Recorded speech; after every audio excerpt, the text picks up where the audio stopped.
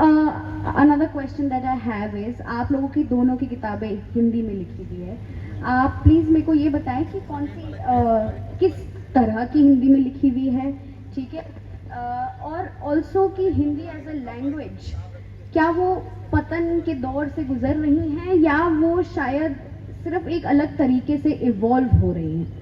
Sir आप इसमें आपने बहुत अच्छा बताया भैया, लेकिन इसमें एक चीज़ मैं बहुत प्रैक्टिकली ऐड करना चाहता हूँ, क्योंकि मेरा हमेशा नज़रिया ये होता है कि सस्टेन कैसे करेगी, क्योंकि हम इमोशनली होकर के ऐसे नहीं बात कर सकते कि देखिए हिंदी का पतन हो रहा है, लोगों को पढ़नी चाहिए, लोगों को हिंदी की तरफ आना, ये कुछ ऐसा ही है जैसे कोई कहे कि आपको बड़े बूढ़ों की रिस्पेक्ट करनी चाहिए और कर कोई नहीं रहा है खासकर।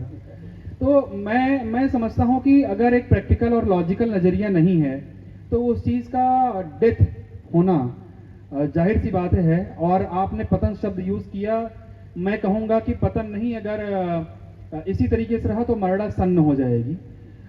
लेकिन उसका एक प्रैक्टिकल नज़रिया है। उसका नज़रिया ये है कि देखिए कोई भाषा का विकास कब होता है, यह भाषा कब सस्टेन करती है, या उसको पलट के देखिए कि जो भाषा अभी हम इस्तेमाल कर रहे हैं अंग्रेजी ज़्यादातर, वो क्यों कर रहे हैं। उसका कारण है बहुत बड़ा काम। तो जब तक कोई भाषा आपकी रोटी की भाषा नहीं बनेगी, हाँ जी सर, वो सस्टेन नहीं करेगी। आज के समय में आपकी रोटी की भाषा कौन सी है? अंग्रेजी। एक बच्चा भी अगर लिख रहा है, भले उसे अंग्रेजी बोली नहीं आती है, लेकिन अगर वह छोटे से मॉल या छोटे से स्टोर में भी जाता है तो वहां पर उसको बुलवाया जाता है कि आप यहाँ रहोगे, तो आपको एक ट्रेनिंग दी जाती है कि आपको बोलना है yes sir, hello sir, excuse me sir. मैं बुरा नहीं कह रहा हूँ, मैं कह रहा हूँ उस पर जो नजरिया है वो नजरिया ऐसा है कि इस पर मैं गवर्नमेंट पॉलिसी लेवल पे भी बात करूंगा, क्योंकि मैं सिर्फ लोगों की बात नहीं कर सकता कि मैं कहूँ वो खराब है। नहीं, गवर्नमेंट पॉलिसी लेवल पे भी एक उदासीनता है कि आपको जब तक वो कार्य की भाषा नहीं बनाएंगे तब तक लोग हायर नहीं करेंगे लोगों को, हिंदी भाषी लोगों को। और अगर हिंदी भाषी है भी तो भी वहाँ आर्टिफिशियल डमी में वो अंग्रेजी बोलते हैं, तो अब वो बोलना उनकी मजबूरी है। जब वो भाषा रोटी की भाषा बन जाएगी, यही हिंदी, तो यही हिंदी फिर से जीवित हो जाएगी और उसी हिंदी को फिर हर कोई पढ़ने लगेगा। वही हिंदी फिर आप स्कूल में पढ़ने लगेंगे, कॉन्वेंट्स में पढ़ने लगेंगे। तो कॉन्वेंट में इंग्लिश पढ़ाई जाती है इसलिए इंग्लिश सस्टेन कर रही है, ऐसा नहीं है। कॉन्वेंट में इसलिए इंग्लिश पढ़ाई जाती है क्योंकि इंग्लिश रोटी की भाषा है। पता है अगर आप नहीं पढ़ेंगे तो आपको नौकरी नहीं मिलेगी, तो आपको वो भाषा बनानी पड़ेगी। और इसमें लोगों की जिम्मेदारी तो है ही, साहित्यकारों की जिम्मेदारी है ही, लेकिन इसमें जो सबसे बड़ी जिम्मेदारी है वो पॉलिसी मेकर्स की है, गवर्नमेंट की है, ऑर्गेनाइजेशंस की है, जिनको साथ में आकर के प्लेटफॉर्म पे आना पड़ेगा कि हमें अगर भाषा को जीवित रखना है और समृद्ध रखना है तो उसे रोटी की भाषा बनानी पड़ेगी। सर मैं आपका पॉइंट समझ रही हूँ, मैं बस ये बोलना चाहती थी कि स्कूल्स में आई थिंक हिंदी और लैंग्वेजेस इन जनरल आप पकड़ लो ना, बोरिंग सब्जेक्ट्स होते हैं मोस्ट स्टूडेंट्स के लिए, ठीक है, कि अरे इंग्लिश, अरे हिंदी, ये बोलना पड़ेगा और ये करना पड़ेगा, कितना याद नहीं होता। तो उस सेंस में आई थिंक एक कॉमन लैंग्वेज जो चल रही होती है सोसाइटी में, शायद वो लोग पकड़ ज़्यादा है, पॉपुलर कल्चर में चल रही होती है, तो आपके सोशल सर्कल में चल रही होती है। आई थिंक वहीं पे एक कंपटीशन की भावना आती है जहाँ पे लोग लैंग्वेजेस पिकअप करते हैं कि हमें इसमें बोलना चाहिए, यहाँ पे इसमें। And English is always like it's become a status symbol and hence आपने रोटी की भाषा बोला, तो हाँ कुछ ऐसा ही।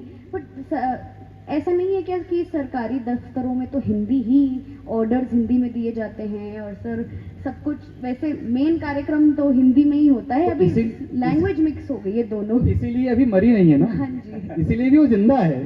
हाँ जी, हाँ जी। लेकिन जैसा कि हमने बात किया कि अधोगमन की तरफ तो है। हाँ, अगर मैं बात करूं इवोल्यूशन की, तो देखिए भाषा में भी इवोल्यूशन हो रहा है। जैसे आशुतोष जी ने कहा कि भाषा में भी विकास हो रहा है, उसमें बहुत सारी और अन्य भाषाएं मिक्स हो रही हैं।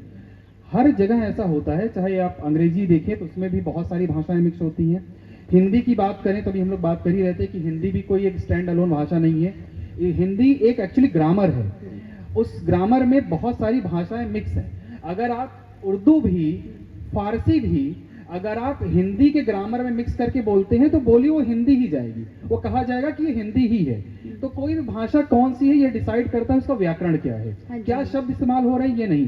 तो शब्द तो जाहिर सी बात है अंग्रेजी के भी आएंगे, लेकिन उसमें एक थोड़ा सा ट्विस्ट है यहाँ पे। भाषा का एवोल्यूशन होना और भाषाओं का मिलना एक बात है, भाषा की गुणवत्ता का हनन होना दूसरी बात है। तो मैं दूसरी तरफ जहां भाषा, अंग्रेजी भाषा, फारसी, उर्दू, बहुत सारी और रीजनल लैंग्वेजेस मिल रही हैं, उसी के साथ साथ मैं यह जरूर कहूंगा कि हमें इस पर भी ध्यान देना चाहिए कि कहीं हनन ना हो, मतलब गुणवत्ता में हनन ना हो। जैसे हम व्हाट्सएप लैंग्वेज की बात करते हैं, हाँ जी। तो कहीं ऐसा ना हो कि हमारी भाषा व्हाट्सएप लैंग्वेज बन जाए।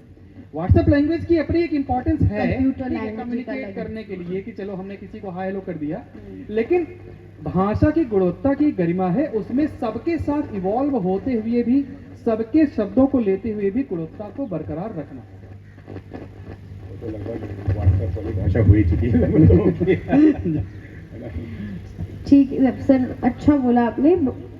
मैं थोड़ा सा अलग व्यू रखती हूँ, बट आपका मैं व्यू लेती, आपका ओपिनियन मैं एक्सेप्ट करती हूँ। हाँ, ये सही बात है कि भाषा का एसेंस बरकरार रखते हुए उसको इवॉल्व होने की जरूरत है, without losing its form and structure and quality.